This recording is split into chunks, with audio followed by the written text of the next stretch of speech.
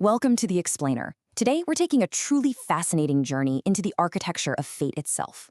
Now, when most people hear the word astrology, they instantly picture vague newspaper horoscopes or, mystical crystal balls. But one of the most foundational tests in Vedic astrology, the Brihat-Parasara Horosastra, treats the cosmos completely differently. It's not a guessing game. It is a highly rigorous mathematical framework. In this explainer, we're going to decode the precise, calculated mechanics that supposedly map out human destiny. Okay, let's dive into this. The ancient mind behind this monumental work is Sage Parasara. And according to his texts, the universe is essentially a massive, interconnected machine. The planets? Well, they're the gears, and their movements are tracked through precise measurements of strength, intersecting lines of sight, and incredibly complex combinations. This isn't just poetry we're talking about, it's literal cosmic geometry. So to really understand this architecture, we're going to follow a step-by-step building blocks approach. First, we'll look at measuring planetary strength. Second, we'll explore the unique moods of these planets. Third, we'll decode their lines of planetary vision. And finally, we'll look at the power of yogas, those precise moments when all these elements lock together to actually forge destiny. Right. Let's kick things off with our first foundational block, measuring planetary strength. Because in this text, a planet just sitting in a zodiac sign is only the very beginning. A planet possesses quantifiable, measurable power based on specific variables like time, position, and particularly direction. We have this really vital concept here called Digbala, which translates to directional strength. Planets literally gain raw power based on their compass direction relative to the horizon. For example, Mercury and Jupiter become incredibly potent in the east. The Sun and Mars completely dominate the south. Saturn gets its maximum strength in the west, while the Moon and Venus gather all their vigor in the north. So a planet with Digbala will fruitfully direct an individual during its specific time periods. It acts as a literal, spatial map of power. But the math actually goes way deeper into a concept known as Vimsopaka strength. This isn't just some vague feeling you get about a planet. It is a rigorous 20-point mathematical calculation system. The sage explicitly instructs that to figure out a planet's true disposition, you have to add up fractional points across a bunch of subdivisional charts. If a planet scores high, its effects are profound in your life. But if it scores low, its power is muted, no matter how dominant it might look on the surface. And this brilliant categorization, it extends all the way down to the Earth itself. The text actually states, the Sun rules strong trees, Saturn useless trees, the Moon milky trees, Mars bitter ones, Jupiter fruitful ones. It's just so fascinating how this mathematical system literally leaves nothing out. Every single element of the natural world, right down to the type of sap running through a tree, is systematically categorized under this planetary governance. All right, building on that raw strength brings us to Section 2, the moods of planets, or planetary avastas. Because having the strength is one thing, but we also have to understand the planet's condition. Here's a crucial realization. A strong planet can still be in a terrible mood, and that fundamentally alters its output. The text defines these specific states based on a planet's placement. If a planet is in its exaltation, it's in deep devasta, radiant, powerful, firing on all cylinders. If it's in its own sign, it's swasta, feeling comfortable and healthy. But this spectrum ranges all the way down to Kala, when it's stuck in an enemy sign, or even Kopa, when a planet is eclipsed by the sun and is literally described by the text as being angry. And this brilliantly illustrates just how nuanced this whole system really is. Just compare Pramodita, a joyful planet resting securely in the sign of a thick friend, totally ready to bestow positive outcomes, against Kopa, an angry planet that is completely eclipsed and overpowered by the sun's rays.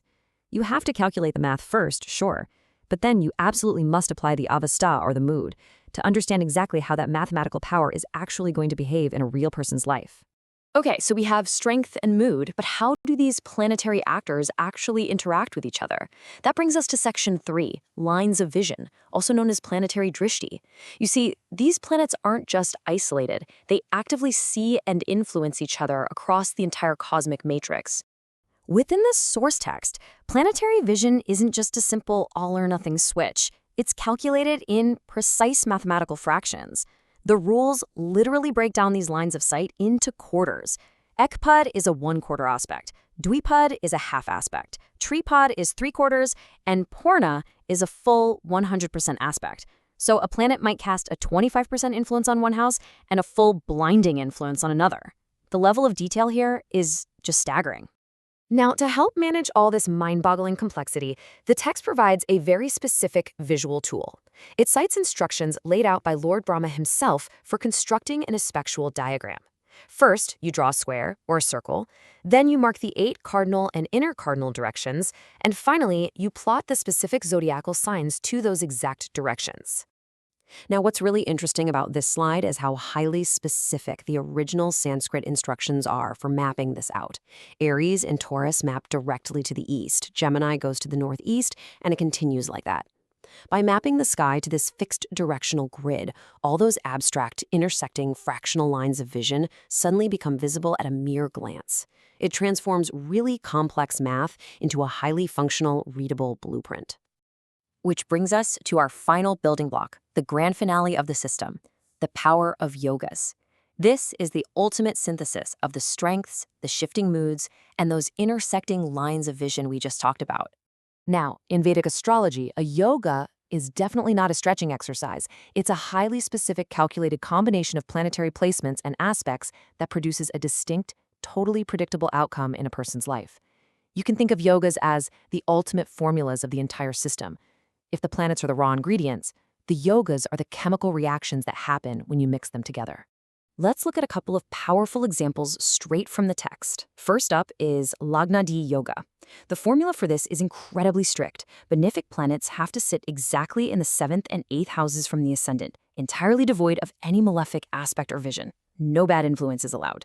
If this precise condition is met, the text states the person will be highly learned and wealthy.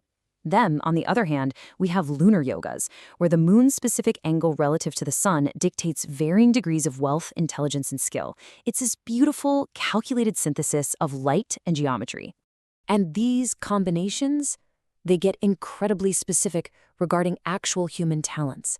For instance, the text outlines exactly what happens when certain planets sit in the 5th house from a calculated point called the Karakamsa. If Venus happens to be there, boom, the person is an eloquent poet. Jupiter creates an all-knowing scholar. Mercury yields incredible skill in the ancient philosophy of Mimamsa. And the moon? That makes a singer or a yogi. The text even notes that if the shadow planet Ketu is placed poorly in these alignments, it mathematically calculates a physical defect in speech. I mean, literally everything is accounted for. So bringing it all together, when you look at a standard Vedic astrological chart, it might just look like a simple grid filled with random numbers and symbols. But as you now know, it is actually a dense, deeply multi-layered matrix. Behind every single placement is a calculation of directional strength, a 20-point Thamsopaka score, a highly specific planetary mood, and fractional lines of intersecting vision, all reacting together to form these powerful yogas. It is an absolutely stunning piece of ancient mathematical architecture. Which leaves us with a truly profound question to ponder as we wrap up today's explainer. If the Brihat Parasara Horasastra is right, if our traits, our unique talents, and our major life milestones can be calculated through such rigorous, geometric celestial mechanics, well, how much of our story is truly written by our own free will? It's a lot to think about. Thank you so much for exploring this fascinating text with me today. It certainly changes the way you look up at the night sky, doesn't it?